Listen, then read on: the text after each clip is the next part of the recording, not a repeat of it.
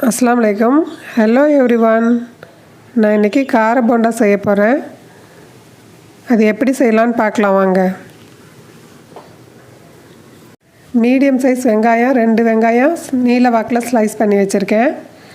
கொஞ்சோண்டு colour powder, உப்புத்தூள் தேவையான அளவு போட்டுக்கலாம்.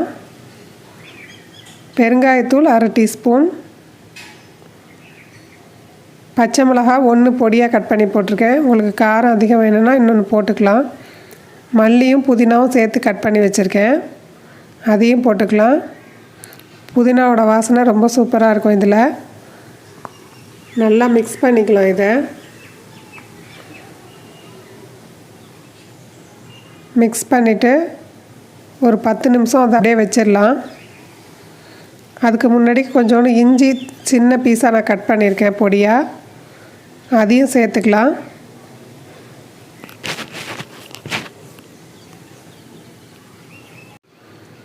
ஒரு கப்பு கடலை மாவு எடுத்திருக்கேன்.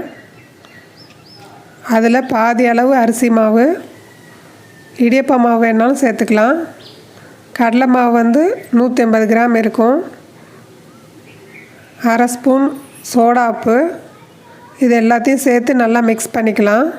சோடாப்பு எல்லா பக்கமும் படுற மாதிரி. இந்த மாவில் நம்ம ஏற்கனவே மிக்ஸ் பண்ணி வச்ச வெங்காயத்தை சேர்த்துடலாம். இப்போது இதில் நீர்த்த மாதிரி இருக்குல்ல, அந்த தண்ணியெல்லாம் இதில் ஆட் ஆகிடும். 1/2 டீஸ்பூன் மிளகாத்தூள் சேர்த்துக்கலாம். சேர்த்துட்டு ட்ரையாக இதை மிக்ஸ் பண்ணிக்கலாம் ஃபஸ்ட்டு.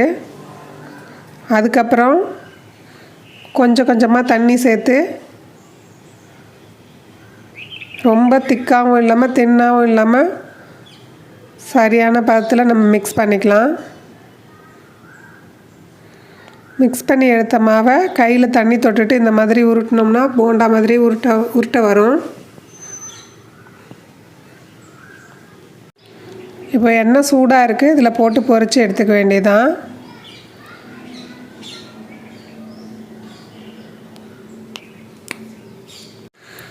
போண்டா போடுறதுக்கு இந்த மாதிரி ஃப்ளாட்டான சட்டியை விட ஆழமான சட்டியாக இருந்துச்சுன்னா எண்ணெயை ஃபுல்லாக முங்கிட்டு போண்டா நல்லா வெந்து வரும். இந்த மாதிரி சட்டியாக இருந்தால் மெதுவான தீயில் வச்சு கொஞ்சமாக பெரட்டி பெரட்டி போட்டு எடுக்கணும், இல்லைன்னா உள்ளே சரியாக வேகாது. நான் குறைச்சலான தீயில் வச்சு திருப்பி திருப்பி போட்டு வேக வச்சுருக்கேன். நல்லா வெந்துருச்சு. இப்போது எடுத்துட வேண்டியதான்.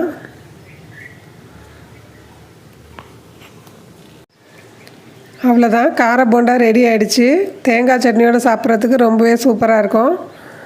நீங்களும் செஞ்சு பார்த்துட்டு எப்படி இருந்ததுன்னு ஃபீட்பேக் பண்ணுங்கள். தேங்க்ஸ் ஃபார் வாட்சிங்.